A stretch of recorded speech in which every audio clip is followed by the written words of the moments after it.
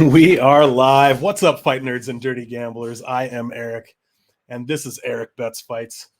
It's good to see you all again. I'm not actually seeing you because we're on the internet here, but it's good to be back. I haven't been doing a lot of videos lately. I've had a few viewers reaching out to me on Twitter, like a few folks who watch my videos and follow me on Twitter and stuff, who've been sending me messages and being like, "Hey, man, you haven't been putting out a lot of videos lately," and like. It's awesome that there are folks out there who enjoy my content and notice when I'm gone, and I appreciate those of you who've been reaching out and that sort of thing. But I'm totally fine. If you are a new viewer, if you're just finding me for the first time and you're just here for fight breakdowns, you're going to want to skip this part. I will put timestamps down in the bottom so you know when this part's over. But I'm just going to kind of address some personal things quickly for people who've been longtime viewers of my channel.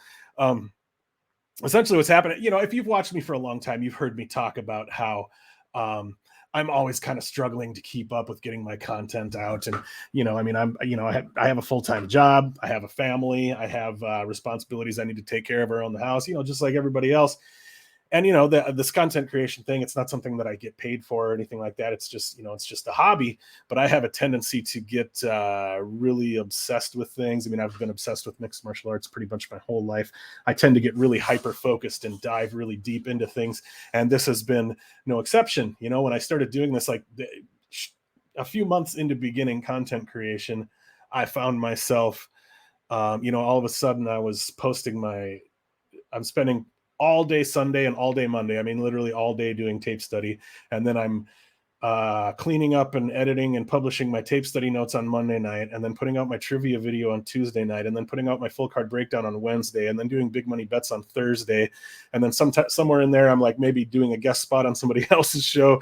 And then also for a while there, I haven't been doing this one anymore lately, but for a while there, then I was also doing the Saturday show on DFS by the Numbers. And so it was one of those things where I dove in too deep, like trying to do 3, 4, 5 shows a week while still, taking out the garbage and just doing the crap I need to do and spending time with my wife and whatever, like it was getting to be a lot. So it turned into one of those things where I had to just kind of step back a little bit and take a look at it like, okay, this is supposed to be just a hobby, and it's basically turning into another part-time job that I don't get paid for. So I have to figure out how to balance it all out, so that's essentially what I'm trying to do. And so part of that has been just not doing as many shows a week. And part of that has also been another thing. If you've watched me for a long time, you realize I always talk about how I have a terrible memory and how I have to, I have to put in twice as much work as other people because my memory is so terrible. So not only do I do all that tape study, I take a lot of times my notes for a UFC card will run anywhere from 20 to 30 pages. So I'll have more than a page on every single fight. And so then when I go in to do my breakdown video, if I'm just looking at that big block of text, like basically if I don't have my notes in front of me, I have a really hard time remembering my talking points and what I was going to talk about in my video. And so if I just have a big block of text in front of me, it's really hard for me to figure out which things I want to say from that block of text. So in addition to typing out all of my notes, before I do my video, I also go through and read through all my notes and type up bulleted talking points for each fight. Yeah, those of you who are content creators who don't do this, yeah, it's like it's a ton of work for me to do this the way that I have been doing it. And so I'm trying to find ways to cut corners that are going to work for me, So usually when I do my full card breakdown, I go for like an hour to an hour and a half. And I was watching on off weeks, I spend more time consuming content, watching other people's videos. And I've noticed that there's, a lot of people do the long form breakdowns like that, like an hour and a half, something like that. But there's a lot of people who do shorter ones too. And so, I've experimented with that a little bit, but I'm kind of going to be experimenting with that some more. And I always over-explain everything. I apologize. But so what I'm going to do today, I decided that one way I can save myself some time is by not going through my notes and typing up those talking points, because when you've got 13, 14 fights, that takes a long time. And then when I have the talking points, I want to get to all of them. So then my video gets longer, which takes up more time, and on and on. So anyway, I'm going to try an experiment today. It might be kind of funny because, like I've always said, I have a terrible long-term memory. You can ask me questions about stuff that happened at UFC 2 and UFC 6 and UFC 12, and I can tell you all about that. But if you ask me questions about the fights I watched yesterday or the tape study I did 2 days ago, I'll have a hard time remembering that without my notes. It's just how my brain works. But anyway, I'm going to attempt to do my full card breakdown today without my notes. I have my notes on the screen, but I don't have them typed into talking points, and I'm going to try to avoid using them as much as possible. So we'll see how this goes. I don't know. But anyway, thank you for all of you who are here watching. I appreciate those of you who've supported me and continue to do so. This is going to be my full card breakdown for UFC Vegas 61, headlined by Mackenzie Dern versus Xiaonan. We're going to actually get into the breakdowns now. But first, let's take a look at, we're going to do this real quick, but let's take a look at how I did on the last UFC card. I had some bets on Bellator and Contender Series and stuff, but we're not going to get into that right now. Let's take a look at how, so the last card was, what was it? UFC Vegas 60, Sandhagen versus Song. I had a bunch of bets, so I'm not going to go through all of them, but if we look at my straight bets here, did really well there. Sandhagen ended up being at a better price than this later. I got him early. Anyway, I got Sandhagen at minus 205, won a unit there. I got RoboCop at minus 115, won a unit there. He ended up being an underdog. I could have gotten a better price there too, but I had already bet him earlier. Went with Andre Feely at coin flip odds, won a unit there. And I even took the big underdog shot on Trey Ogden at plus 310, 0.8 units. The only reason I didn't go a full unit there is I decided I wanted to do 1 unit total on Ogden, and I split it up with 0.8 on his money line and then 0.2 on him to win by decision, which he did win by decision. Also took a shot on Cameron Van Camp as an underdog. He did not come through there, but I'd had a bunch of props. To save time, we won't go through all of them, but let's look at the ones that won. Amadovsky versus Pfeiffer, under a round and a half. So we picked up a little over half a unit there. Had some losing spots here. Did a parlay of Hernandez to win and Agapova Robertson to go under 2.5. That one hit. Sandhagen and Pfeiffer in a parlay. That one hit. Sandhagen Yadong under 4.5. Mota Van Camp under 2.5. And then, like I said, that one Ogden by decision plus 550 at 0.2. So anyway, we ended up at 5.83 units at 38%. Like I said, I did have. We also won on Contender Series a couple of weeks ago, lost some on Bellator, and then picked up a small win on Contender Series this week. Anyway, we'll get to that later. But so this is the graph. This is how it's been looking.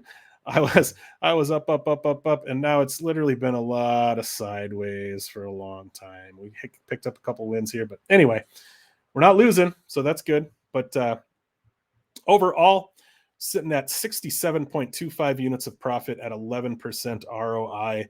Am I super happy with those results? No, but hey, we're winning, and so that's good. We're happy about that. Cool. So we're going to go through each fight. My breakdowns are going to be pretty brief this time. I'm not going to get in deep where I go an hour and a half, like I said, and then we'll come back and take a look at the bets that I have as well. If you're still watching, take a moment right now. If you would, please go ahead and like this video. Go ahead and subscribe to Erik Bets Fights on YouTube if you haven't. You might be seeing this on the Never Hedge Media channel. Make sure you subscribe to Never Hedge Media as well. I do work for my own channel and for Never Hedge Media, so you could be seeing this either spot. If you want more detail, since I'm not going to be going into a ton of detail, if you want more detail on my thoughts on these fights, if you look in the description below this video, there's links to my Twitter and my Instagram and things like that, but there's also a link to the Never Hedge Media newsletter. It's a Substack newsletter. It's free to subscribe, and if you subscribe, you'll get sent to your email automatically. You'll get tape study notes, betting slates for UFC cards.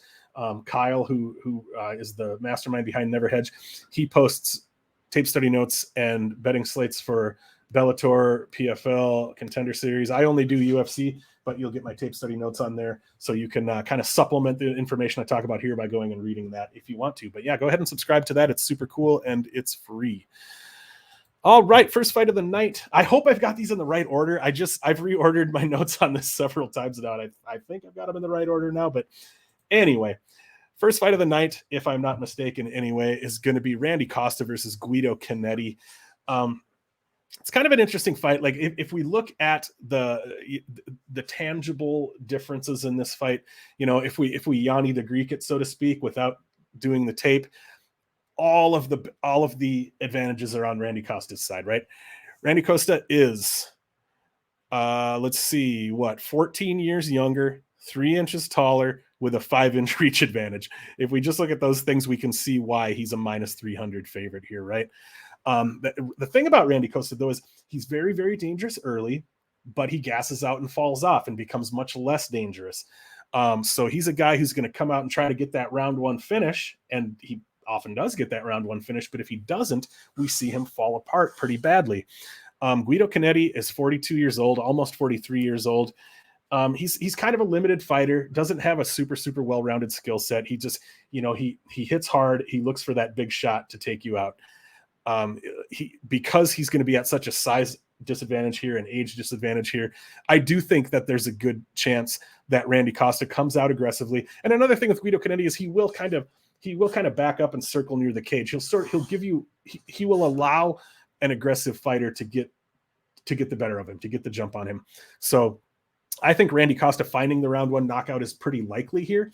However, I think this is a good live betting spot, because if Randy Costa doesn't find that round one knockout, we could see, that it becomes, as if we get past round one, as the seconds tick off the clock, it becomes more and more likely that Guido Cannetti wins, in my opinion, because we do see Randy Costa start to slow down. So I personally would not parlay Randy Costa at minus 300. I don't think he's really safe at that number, even though he should get the win here. This is a situation where there is a clear path to victory for Guido Cannetti if we see the fight go past the first round and Randy Costa start to fade. So I don't mind potentially taking a shot on Randy Costa, in round one, Randy Costa by KO, something like that. Find a prop if you want to make that minus 300 a little bit more palatable. But personally, I'm going to stay away for now, and I'm going to keep an eye on the live line if we get past round one, because I think you might be able to get an even better line on Guido Cannetti if, moving into round two, if we get that far. Next fight up, we've got Julia Stoliarenko versus Chelsea Chandler. I did the tape on Chelsea Chandler. I was not familiar with her at all. When I started the tape, I wasn't particularly impressed. And then after making my reads, I was like, you know what? I need to go back and do more tapes. So I did. She's only got 5 fights. Yeah, she's 4-1. And after going back and doing more tape, I was a little more impressed with her. So I'm glad I did that. She's big. She usually fights at 145. This fight is at a catch weight of 140, I believe. She's aggressive. Her striking doesn't look particularly technical to me, but she's aggressive with her striking, and she's powerful. She can land and get knockdowns and get fighters out of there. Also, but she tends to just use her striking to close distance, to get in, to clinch up. She works well in the clinch. She's one of those fighters who will just kind of make you wear her weight against the cage, and then ultimately she'll be looking for the takedown. And she does have pretty good top control. She's tight on top. She's heavy on top. She'll move to side control. She'll drop elbows and punches. She'll move to mount. So, she does have a pretty serviceable game on the ground, and a pretty serviceable game overall, I would say, but not necessarily an overly impressive game. So this fight currently sits at pretty much coin flip odds, which I think is interesting. Oh, it's Julia Stoliarenko. I mean, you've probably seen her. You probably kind of know what she's all about. When she first came into the UFC, it was kind of in vogue to kind of talk crap about Julia Stoliarenko, about how she wasn't very good and all she's got is an armbar. And, in her more recent performances, we saw that there is a little bit more to her than that. And we also saw how dangerous that armbar can actually be in her. Her last fight was Jessica Rose Clark, I think, where she won by armbar. And then the fight before that, I forget who it was. It'll tell me right here. Oh, wait. Jessica Rose Clark, Alexis Davis. That's what I thought it was. Yeah, she lost that fight. It was by decision, right? Yeah. But she looked pretty decent there. We got to see her work on the feet a little bit. And I think, she's much like Chelsea Chandler, not necessarily a super technical striker, but she can hold her own there, and she can be aggressive, and she hits hard. So I think the fight could be reasonably close on the feet. I think Chelsea Chandler is going to look to clinch up. That's what she always does in every fight that I watch. She's looking to clinch up and get you to the ground and work from top. The problem is, working from top position puts Julia Stoliarenko working off of her back, where she can look for arm bars, and which she's excellent at. She has something like 11 finishes by arm bar or something like that. And that's counting. So if we look at her record here, she's 10-6-1, but she's got actually something like 25 fights total if you count in combat sports. She's got, fights, bouts, matches, whatever you want to call them, because she's also competed in kickboxing. She's competed in Lethwei. She's competed in custom rules MMA matches of some kind, and I think probably some grappling matches too. But yeah, she's got like 11 wins by armbar. And so what stands out to me here with this fight being at even odds, and I haven't placed a bet on this fight yet, but I've come close, is that we're looking at even odds for a fighter who, Chelsea Chandler, being 4-1. She has only 5 fights. She didn't have an amateur career, and she didn't make her pro debut, which was also her MMA debut, until 2018. She's been fighting for less than 4 years and has only 5 fights total. Julia Stoliarenko has 17 MMA fights and like more than 25 total fights between Lethwei and kickboxing and whatnot. She's the much more experienced fighter, the much more proven fighter. And we know she always has a path to victory with the arm bar. And I think that skill for skill, they stack up pretty evenly. So, usually it's like tape is king with capping for me and for most cappers. You watch the tape, you go off what you see on the tape. But then, people also watch the weigh-ins, look at the Instagram, who was somebody training with, how did their weight cut go? You got to take all of those things into account too. And this is a situation where after doing the tape, I consider them reasonably even, and I see why the line is where it is. But the experience gap is so massive in this fight, and this is a spot where I do think you have to take that into account. How much, I don't know. But for me personally, the experience gap feels like enough that when we're looking at even odds that I can lean Stoliarenko, that it can tip me that way because she's fought in the UFC a handful of times, has literally 5 times as many fights, has been in the game much longer. So even though I haven't bet Julia Stoliarenko yet, I take that back. I did bet on her. I bet on her sub prop. We'll take a look at the bets. I just placed that bet a little while ago, so I forgot. I put a little bit on Julia Stoliarenko by sub and a little bit on Julia Stoliarenko by sub in round 1. And I said I was going to not talk so long on these fights, and I'm doing it anyway. But hey, I'm doing it without my notes. So go me. Next up, we've got Maxime Grishin versus Philippe Lins at 205. Maxime Grishin, slight favorite at -170. Comeback on Philippe Lins is about +145. So these guys are both getting up there in years a little bit. Maxime Grishin, 38, Philippe Lins, 37. I think, the odds make sense to me with Maxime Grishin being, I think Maxime Grishin could maybe even be favored a little bit more than this. Philippe Lins is a guy he's dangerous, but he's not particularly technically skilled, in my opinion. He's a guy who kind of relies on aggression and power a little bit more than technicality. He's a guy who comes out hard in round 1 looking for the finish, kind of like what I said about Randy Costa. Comes out hard in round 1 looking for the finish, but if he doesn't find it, he will tend to fade and slow down. Maxime Grishin is a guy who's much more technical, keeps a more buttoned up, tighter game. He's good at striking from range. He's good at staying patient and picking his spots. He's good at, he's not necessarily cranking it up and looking for the finish. He'll just stay patient, create openings, counter, pick his spots, that kind of thing. And so, Philippe Lins is going to be dangerous early. I think Maxime Grishin will be able to weather that storm and will be able to take over as Philippe Lins slows down. So I like Maxime Grishin to either win by decision here or potentially even find a late stoppage. Maybe as we get into round 3, if Philippe Lins is slowing down considerably, Maxime Grishin might be able to find that finish. So I did bet Maxime Grishin here. There we go. That was a quicker breakdown. That's more like what I'm looking to do. Let's move on to Brendan Allen versus Krzysztof Jotko. I think this is a cool fight. I think this fight should be fun. Without getting into too much detail, this is almost like a little bit of a mirror match to me. And if we look at the odds, -105, -115, again, it's another coin flip fight, which makes perfect sense to me. Both of these guys are pretty well-rounded, pretty good everywhere. They're decent strikers. They're decent wrestlers. They're decent grapplers. Where I think the differences lie here. So this is a situation where, when I think their skill sets, not that they're exactly the same fighter or anything, but I think the levels of their skill sets are pretty comparable. So it becomes a situation where I'm going to trust the guy that I think has better fight IQ and makes better in-cage decisions, and the guy who has the wrestling upside. And to me, that's Krzysztof Jotko. On the feet, I think it could be pretty close. I'm trying to remember now. consult my notes here. I had some concerns about volume on the feet, but now I can't remember. Just one second. Where I think Jotko has the higher volume. Okay, looking to the stats, Allen and Jotko put out a similar volume of strikes. Okay, so they're almost the same with their striking offense. Oh, Allen lands about 1 more significant strike per minute, but he also absorbs 2 more significant strikes per minute. Okay. And then another thing I was looking at was their takedown stats. Allen is at only 50% takedown defense, with Jotko at 83% takedown defense. So yeah, that was kind of where my big concern came in, is that I think Jotko can take Brendan Allen down if he chooses to. And Brendan Allen is dangerous on the ground, but less dangerous off of his back than on top, right? So I agree with this fight being lined evenly.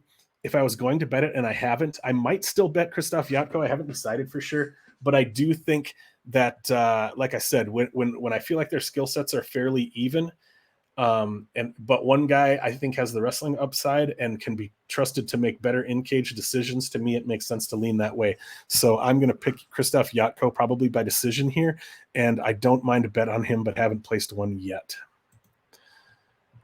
Next up, we've got Joaquim Silva versus Jesse Ronson. You guys know that I'm always going to be honest with you when I don't really have a read on a fighter or a fight, and this is one of those situations. I just don't have a strong read on this fight really at all. Joaquim Silva does not fight very often. He reminds me a little bit of Vitor Belfort, and I love Vitor. So like Joaquim Silva is a guy who's, he's got a BJJ black belt. We always hear about how he's dangerous on the ground, but he never uses it. Instead, he just loves to march forward, throwing reverse punches. So it reminds me of Vitor, because, we would always hear about how Vitor was dangerous on the ground. And then, but rather than ever really using his ground game, although, he did just about have John Jones in that armbar that one time. That was like the only time I can really remember his ground game actually looking dangerous. But when I think of Vitor, I always think of his finish of Vanderlei Silva, where he was just marching forward and throwing punches and marched him all the way to the cage and finished him. That's kind of who Joaquim Silva is. He'll kind of hang out and pick his spots, and then he'll just explode forward with like a 2 or 3 or 4 punch combo. I think Jesse Ronson is the more well-rounded fighter of the two. But I also think that Jesse Ronson is, I shouldn't say that he's necessarily more well-rounded. He's more willing to be well-rounded. Joaquim Silva probably has, the better ground game, but he doesn't really look to use it. Jesse Ronson's a guy who seems a little more comfortable actually using all the different facets of mixed martial arts. But I also think Jesse Ronson is, and not to talk smack on him, but he's a gatekeeper. He's a journeyman. He's got a reasonably well-rounded skill set, but I don't think he's got a particularly high level skill set. And, this fight is also lined pretty closely. If I was going to bet it, I would bet Jesse Ronson as an underdog, but I would want to get him a little closer to like plus 150 or something like that. That's all I'm going to say about that fight. Like I said, I don't have a real strong read on it. Not much to say on that one. Next up, we've got Jessica Penne versus Tabitha Ricci, Baby Shark. I love me some Tabitha Ricci. I think y'all know that. Tabitha Ricci minus 220, Jessica Penne plus 180. I bet Tabitha Ricci early on. I got her at minus 163. This is actually one of those situations. I don't do this that often, but I've been doing it more. When I look at a line really early on, weeks or months before the fight takes place, and I believe that line is going to swell and give me an opportunity to hedge out if I want to, I'll bet it without doing any research. And when I saw Tabitha Ricci at minus 163, I was like, that seems like good value to me, and I think she's probably going to end up being a much bigger favorite than that. So I did bet her at that number, and look, hey, I was right. Now you can get Jessica Penne. Actually, I think she's out there for even like 185, plus 190. So I have the option to hedge out. I'm not going to take it because I do think Tabitha Ricci probably wins this fight. The only real concerns are that Jessica Penne is quite a bit bigger. She's 4 inches taller, has 5 inches of reach. But the thing is, Tabitha Ricci's accustomed to that. She's only 5'1". She's pretty heavily muscled. She's almost always going to be fighting at a height and reach and just overall size disadvantage. But I don't think she's going to be at a physicality disadvantage. Like Tabitha Ricci, she strikes aggressively, oftentimes to close distance, where she is a solid wrestler, and she's also a solid enough BJJ artist that she can keep herself safe, I think. So I do think she's probably going to be able to get takedowns on Jessica Penne here. Jessica Penne does have a dangerous game off of her back, but I think Tabitha Ricci will be able to keep herself safe. And I lean toward thinking we see Ricci fight her way to a 15-minute wrestling-based decision, but I also wouldn't be terribly surprised if she ends up in a position where she's able to land some ground and pound and get a stoppage. Also, we've got the 12 years here. Jessica Penne, she's 39 years old, almost 40 years old. I think we could see Jessica Penne retire after this fight or pretty soon. So, I do like Tabitha Ricci to win that one. Next up, Alexei Oleinik versus Ilir Latifi. I feel like this fight, I didn't do tape on this fight this time because I've done tape. I think this fight has already been booked a couple times before. I just grabbed my notes that I had before. I was like, I've already done the tape on this fight. So anyway, Ilir Latifi minus 175, Alexei Oleinik plus 145. You can even get him for a little bit better than that. This is one of those fights. First of all, we need to say Alexei Oleinik is 45 years old, oldest fighter on the roster. Ilir Latifi is 39, which is fairly old as well, but not when you're up against a guy who's 45. There's a size difference here. Ilir Latifi is always going to be working at a size disadvantage. Excuse me, at heavyweight, much like Tabitha Ricci. So Ilir Latifi, typically has been a light heavyweight. Not even, he's small for light heavyweight even. He's only 5'10", but he's a big, thick dude, coming in at 240 pounds. Alexei Oleinik, on the other hand, is 6'2", 244. I've heard people saying like, okay, in this fight, Alexei Oleinik is the true heavyweight. Alexei Oleinik used to fight at middleweight. He's not a small guy, 6'2", but that 244 pounds is largely just because he's not a fat guy by any means, but he carries a little extra fat on him. It's not like he's super ripped or anything. I mean, he's a guy who could, now that he's 45, why would he want to cut the weight? But, as far as his physical makeup, as far as his physique, he does have a physique that would allow him to fight at middleweight or light heavyweight, or at least could have when he was younger. But anyway, this is for me, this is an interesting fight. I'm excited about this fight. It could be really ugly, but it should be fun. But I really struggle with sort of trying to picture how this fight is going to play out, because with most fights, you can at least have a pretty good idea what you think someone is going to try to do. In this fight, I feel like I don't know, these guys are both, more so grapplers, Ilir Latifi being a wrestler, Alexei Oleinik being a super dangerous submission artist. But sometimes we see a fight like that turn into an ugly kickboxing match. And I think that we could see that happen here. I think we could see both guys going for takedowns at different times and maybe not having much success with finding them. And then, we end up seeing some ugly striking going on. It's hard to say. Or, will Latifi go for takedowns and get them? Will Alexei Oleinik go for takedowns and get them? I just don't know. I have a hard time seeing how this fight will play out. However, because, Ilir Latifi, you'd have to say that he's the better technical striker of the two, but he doesn't throw. He doesn't throw anything. I mean, his volume is extremely low. Alexei Oleinik is not a great technical boxer. His striking is ugly. It's not very technical, but it's effective. He throws big overhands. If he connects, he can hurt you. I mean, he does have some power. So on the feet, I think it could be fairly close. If it goes to the ground, Latifi's the better wrestler, but Oleinik is always dangerous on the ground from a variety of positions, whether he's on the bottom, whether he's on top. I mean, he can find submissions, even standing, clinching up with him. He can go for that. He can go for that Ezekiel choke standing. He's a guy who can be very dangerous in a lot of different ways and from a lot of different angles. So I ended up putting a bet on Alexei Oleinik here. I think I got him at like plus 158. I was also going to put a little something on his sub prop, which I don't know if that's dropped yet. I'll have to take a look because I forgot that I was going to look at that. But anyway, yeah, I don't have a super strong read here, but I decided that I see this fight as potentially playing out closely enough that Oleinik at plus 158 was worth a shot to me. And another reason I was going to try to get through this quickly is, usually I do these videos in the evening. I am smack dab in the middle of my work day, and I had to get it done now because I'm traveling later today, and my boss just messaged me, so I gotta hurry up. I'm technically working right now, so I gotta hurry up and get this done. So we're gonna speed it up. Next up, we've got Mike Davis versus Vyacheslav Borshev, Slava Claus. Mike Davis favored at -175, Slava at +150.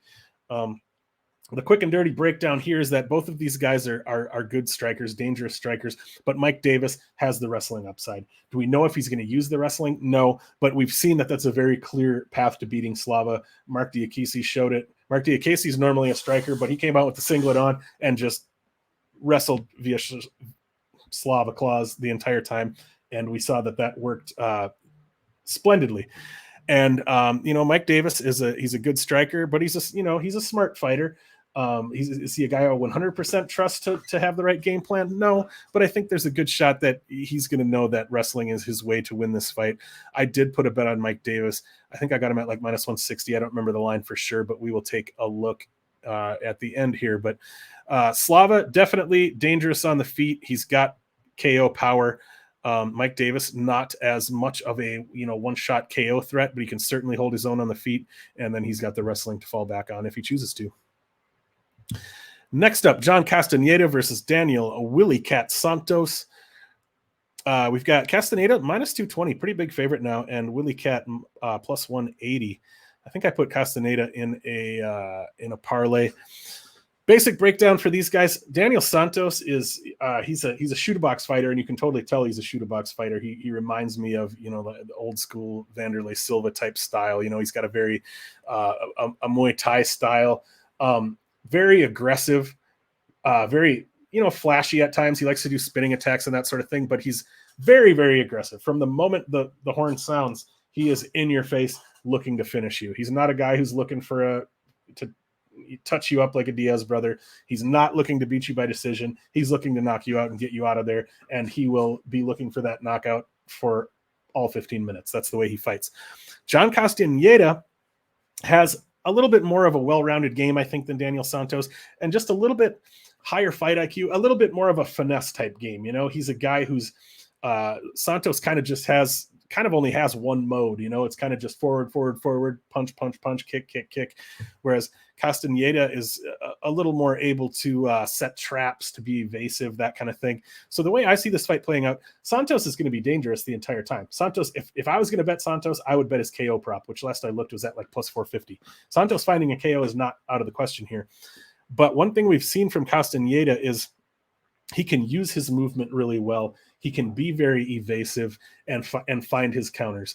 And in Daniel Santos's UFC debut against Julio Arce, that's what we saw, was Arce just being the slicker veteran and using that veteranship and that finesse that he has to stay moving, to be a moving target. So Santos wasn't able to land the big shots, to set traps, create openings, and counter when the opportunities were there. And I think Castaneda can do the same thing.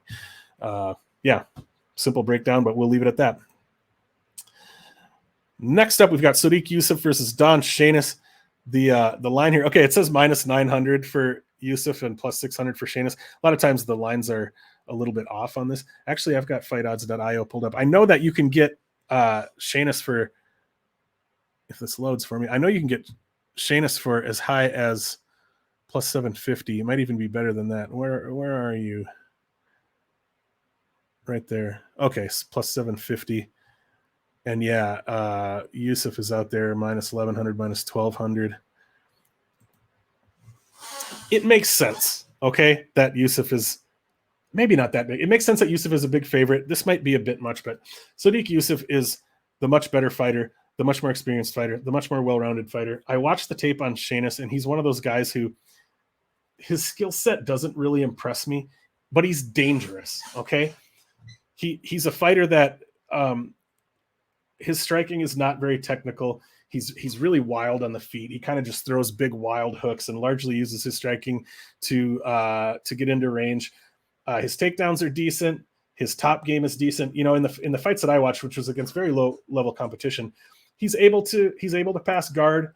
to get to side control. He's able to get to mount. I mean, his top game and passing between positions looks good against low level competition, but he's making a huge step up in competition here, which the line is reflecting that. However, Sodiq Yussuf should win this fight. He is the better fighter. But this is a situation, I do my best work as far as straight bets. I do my best work on big underdogs. If you look at my BetMMA.tips track record, I'm hitting big underdogs at I think 37-38% of the time for like 47-48% ROI. So that's really where I have made the most money, is betting big underdogs. And sometimes it's not even based on a particular read that like, oh, I think this guy's a good shot of winning. Sometimes it's just a numbers game. At plus 750, it would be one thing if it was a guy, if it was an underdog at plus 750 who just really didn't have any path to victory. Yeah, I wouldn't touch that. But the thing is, Don Shainis is an aggressive striker who has knockout power, and he's also a solid wrestler who has a solid top game. He makes a lot of mistakes. He's not super technical, but he has ways to win this fight.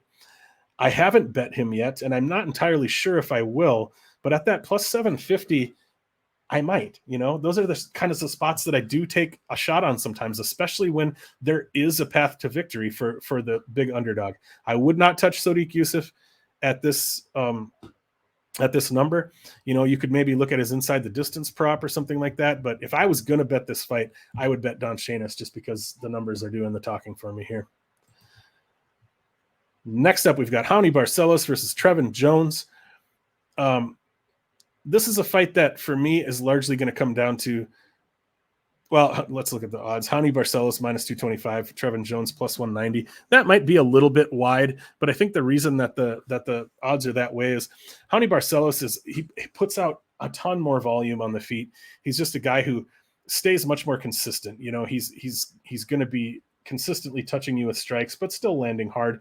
Trevin Jones is a guy that more kind of hangs back and waits for his opportunity to land that big shot. And if he doesn't land that big shot, he's going to get picked apart and lose a decision.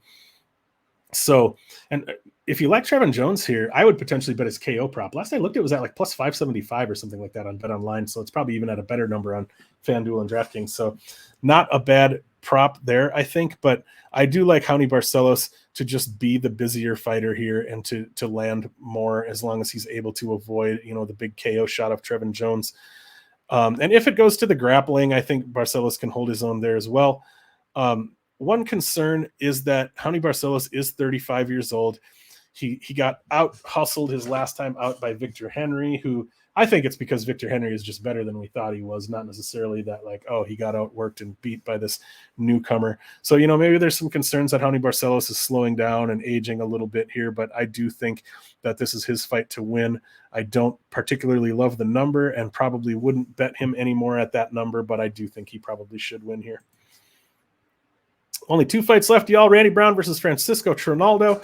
Much like the Guido Cannetti versus Randy Costa fight, this is another spot where if we Yanni the Greek it, everything is on Randy Brown's side, right?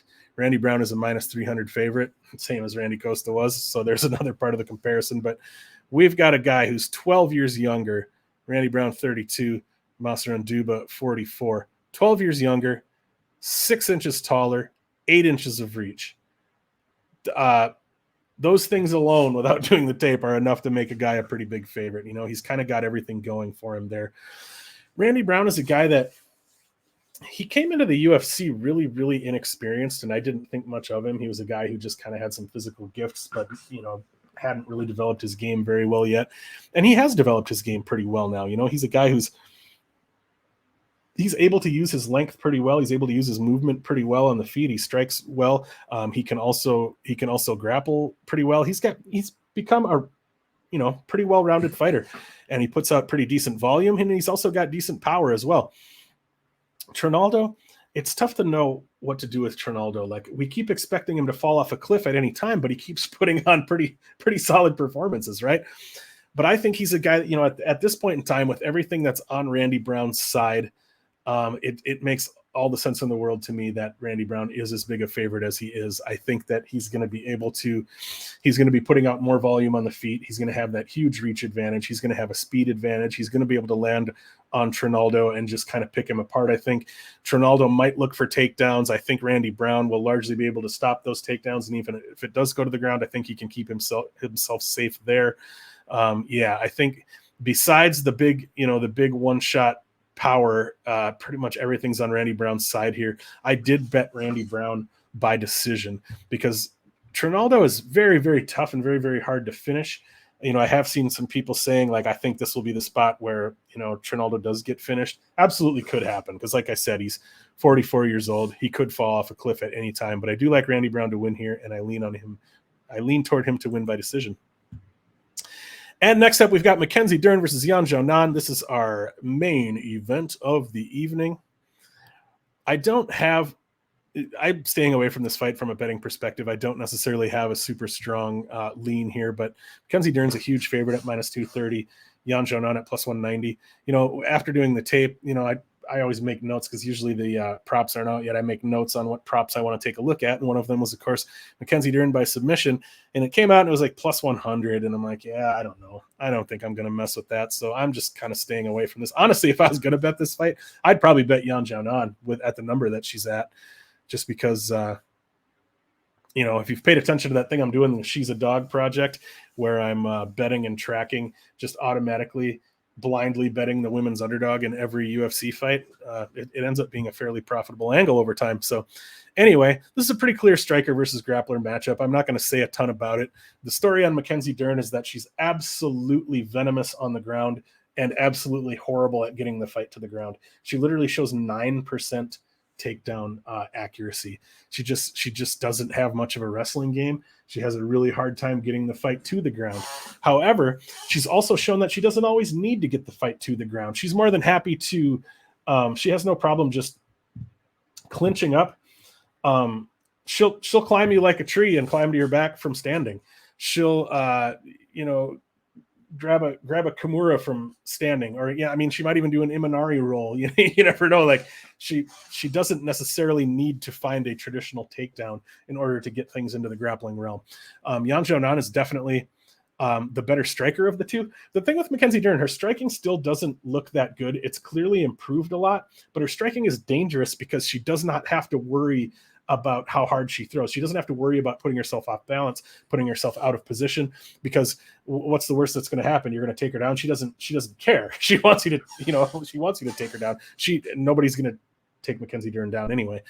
So she knows that she can just throw with reckless abandon. So she is dangerous on the feet because she can just, swing it like a baseball bat. However, if Dern is unable to get Xiaonan to the ground, if she's unable to clinch with her and control her, if the fight ends up playing out largely in open space in the striking, Xiaonan is going to pick Mackenzie Dern apart. So there is certainly a path to victory here. I get why Dern is favored the way she is, because I do think there's a decent chance that she's able to get the fight to the ground at some point and find that sub. But if I was going to bet it, I'd probably take the underdog money on Xiaonan. So that's how I'm looking on that one. Anyway, let's see. We've gone 43 minutes, longer than I intended to.